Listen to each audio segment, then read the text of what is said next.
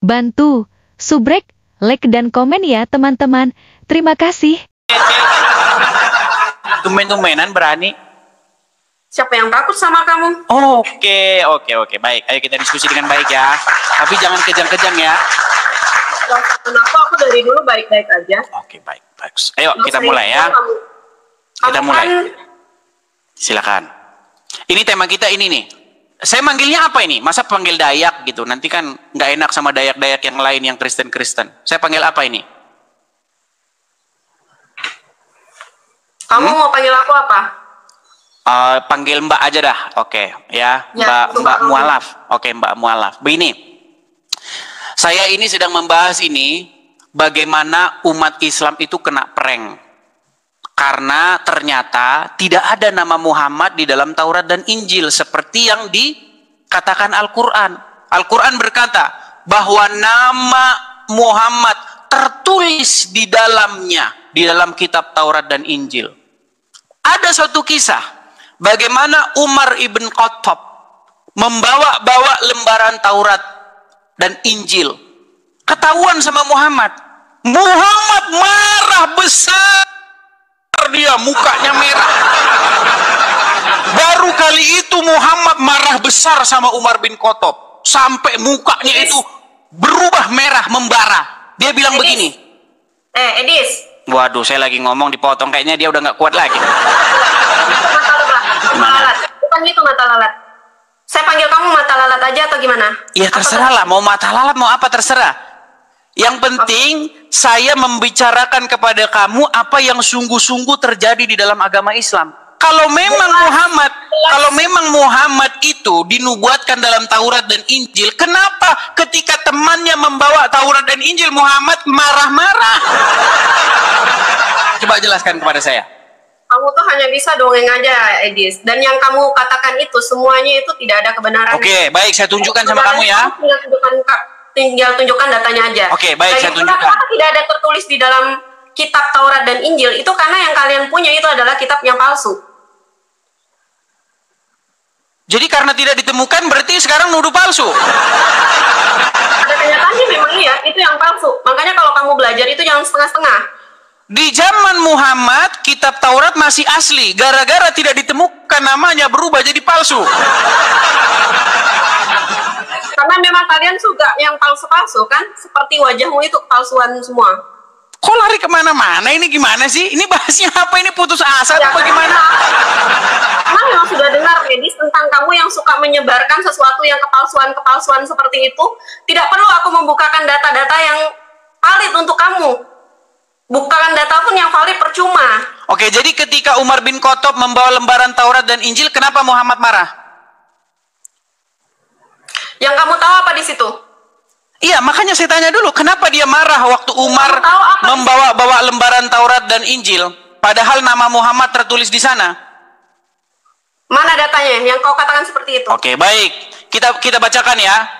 Karena kan selama ini kan jadi mualaf kan cuman ini aja, ikut-ikutan saja. Saya tunjukkan bagaimana Muhammad marah ya. Nih, saya tunjukkan hadisnya. Ya. Saya tunjukkan hadisnya. Sabar ya teman-teman ya. Nih. Saya balikkan kamera saya. Bagaimana Muhammad marah kepada Umar gara-gara Umar membawa-bawa Taurat dan Injil. Nih, saya balikkan kamera saya. Nih, saya balikkan dulu kamera saya. Oke. Saya bacakan ya. Nih ya. Ini tertulis nih, ini tertulis hadis riwayat Ahmad nomor 15. Nomor 15.6. Nih, saya bacakan. Kita bacakan dari sini ya. Sebentar, saya baca. Ini kalau kalian judulnya ya. Ketika Nabi SAW menegur Umar yang membawa Injil. Dia tidak tahu selama ini jadi orang Islam dikerjain. Saya bacakan. Nih. Ya. Dalam sebuah hadis diriwayatkan oleh Imam Ahmad. Dalam musnadnya Rasulullah bersabda, Ini bersabda kepada Umar bin Khattab. Apakah engkau ragu, wahai Ibnu Khattab?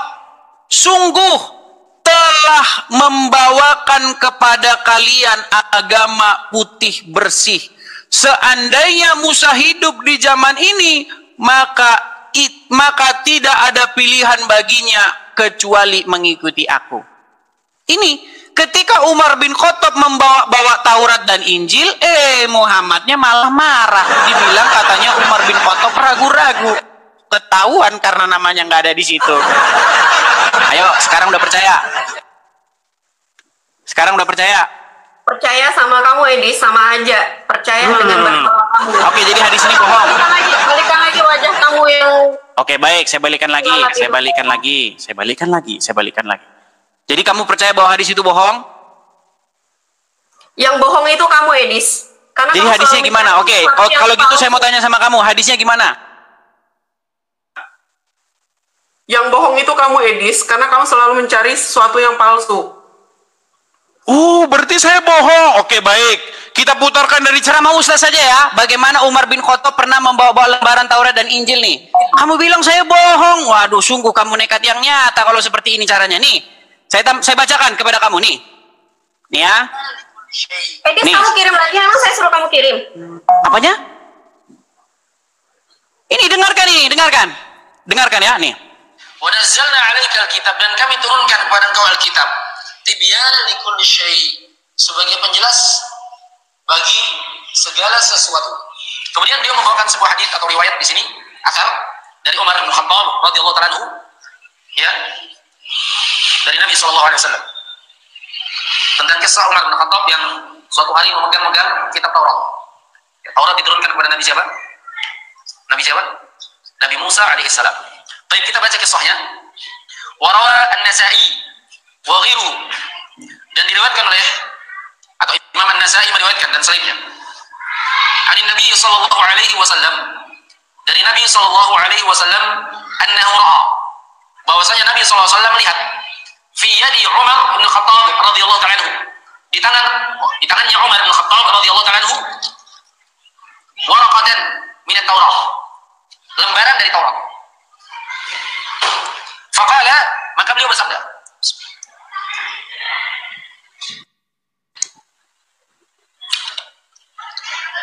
Amudhawwakuna ya Ibnu Khattab, apakah engkau meragukan wahai Ibnu Khattab? Dalam riwayat yang lain dijelaskan engkau ragu wahai Ibnu Khattab. Nanti kita jelaskan maksudnya. Nah, intinya bagaimana? Intinya ketika temannya Muhammad Ibnu Khattab membawa lembaran Taurat, Muhammad malah nggak senang. Mata lalat. Kenapa dia nggak senang coba? Nggak ada jawaban kan? Nggak ada jawaban. Jadi hanya mencari sesuatu yang tidak baiknya aja. Loh, sekarang begini, gini ya. Saya umpamakan begini. Kalau itu mau mencuci otak-otak orang yang ada di situ. Gitu. Loh, tidak mencuci, Mbak Mualaf. Saya hanya menyatakan apa yang tertulis di dalam literatur kalian. Kalau memang Muhammad itu dinubuatkan di dalam kitab Taurat, kenapa Umar bin Khattab ketika membawa kitab Taurat itu, Muhammad malah marah? Apakah engkau ragu-ragu ya Umar bin Khattab? Loh, masa ragu-ragu? Lo justru harusnya itu kesempatan Muhammad untuk menunjukkan kepada Umar bin Khattab, wahai Umar bin Khattab, sini kitab Tauratmu. Nih, saya tunjukkan bahwa nama saya ada di situ. Ternyata Muhammad malah mukanya merah. Gara-gara Umar bin Khattab membawa Taurat dan Injil. Nyata bahwa sebenarnya Muhammad... Kamu tahu muka Muhammad itu merah, Edis? Bagaimana? Dari mana kamu tahu muka Muhammad? Di dalam hadisnya bunyinya begitu. Di dalam hadisnya Muhammad di situ dikatakan wajahnya berubah memerah dan dia marah kepada Umar bin Khattab. Kamu saja selama mualaf baru dengar riwayat ini kok. Kamu mualaf berapa lama sih? Jujur, wajar Edis, karena aku mencari sesuatu yang benar, bukan mencari sesuatu yang salah. Masa sekarang saya kasih tahu kamu informasi, kamu bilang-bilang saya bohong? Bukan saya bilang bohong, tapi memang kamu selalu menyebarkan kebohongan. Bohongnya di mana coba? Begini Mbak ya, begini. Itu semua kebohongan, Edis. begini, saya panggil Kak deh lah, saya menghargai kamu lah ya, saya panggil Kak Mualaf. Begini Kak Mualaf ya. Aku harga dari kamu karena memang kan marah, ngambek. Ngambek. Nanti kalau ngambek-ngambek nanti cantiknya hilang.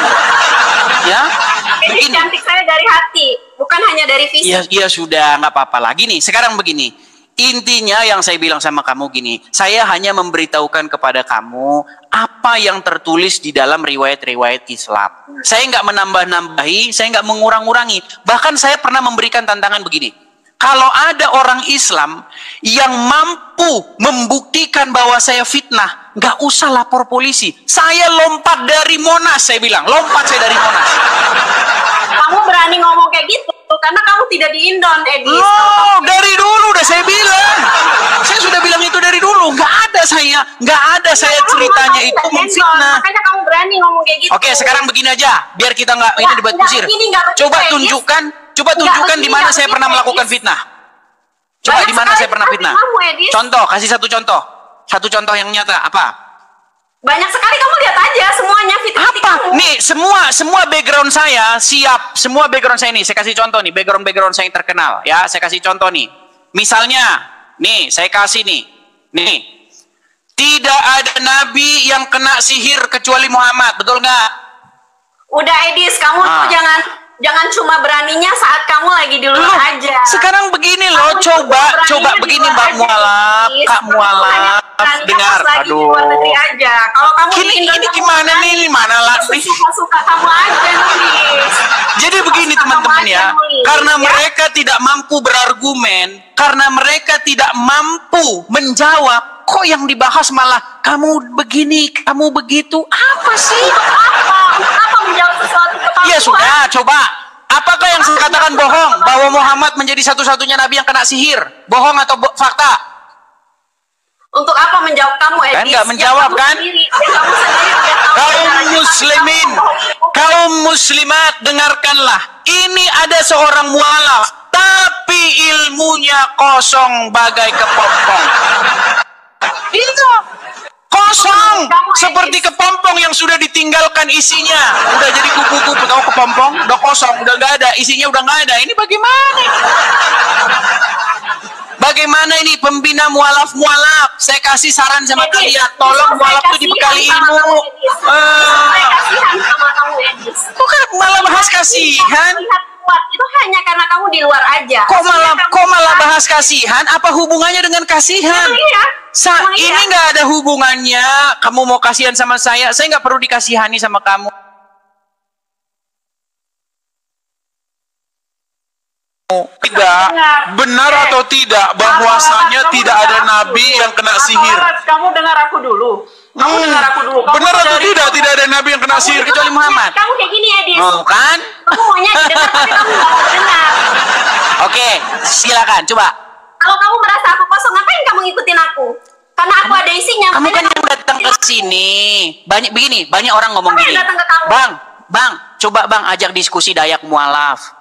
Dia ngaku-ngaku mualaf, terus dia ngaku-ngaku ngerti Kristen, ngerti Islam. Sekarang giliran dipraktekkan, nggak ngerti apa-apa soal agama Islam.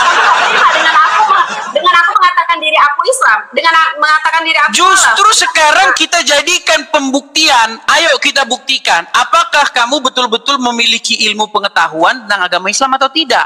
Dari tadi kita tanya nih, masalah hadis, hadis Muhammad yang marah kepada Umar bin Khattab, masalah hadis Muhammad kena sihir, tapi nggak ada.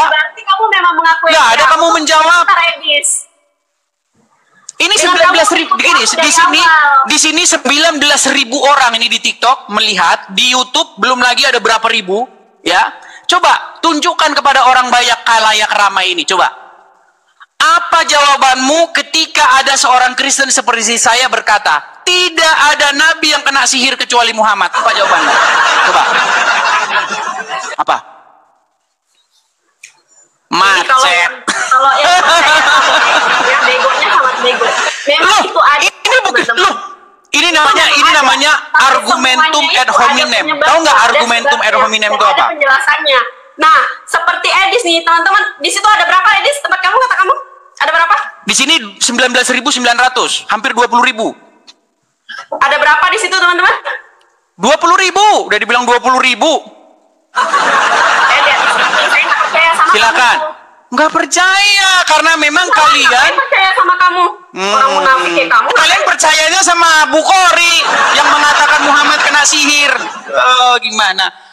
Jikalau ada orang kafir membawa informasi kepada kamu, janganlah kamu langsung percaya dan jangan juga kamu langsung tidak percaya. Tapi diperiksa dulu.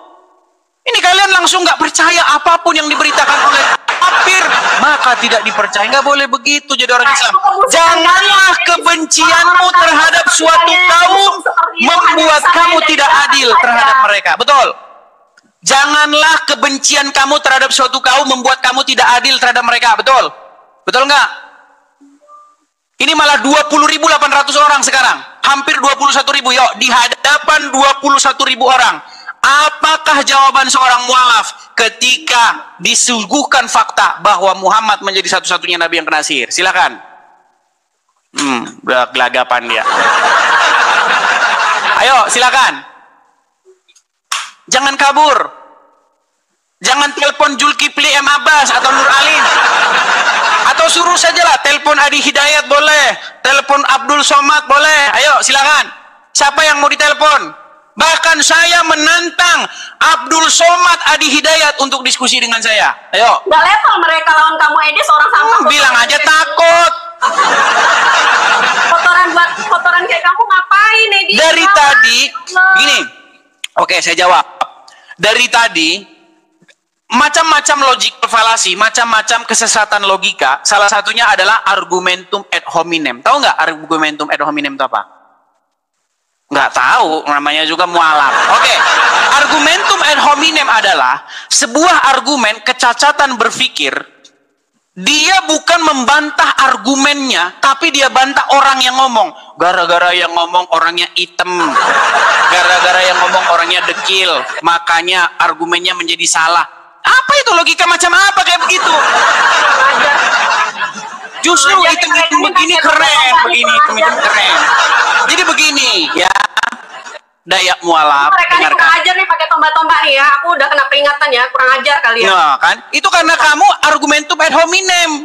Tidak menjawab pertanyaan, tapi malah, kabur dia teman-teman. Dia saksi mata ya. Kalian menjadi saksi bahwasanya dia kabur. Nah, jadi yang inbox saya mengenai Dayak mualaf ya, sekarang sudah tertunaikan keinginan kalian. Bang, coba sekali-kali masuk tuh komalnya Dayak mualaf tuh. Udah. Sudah kalian lihat bagaimana apa yang terjadi.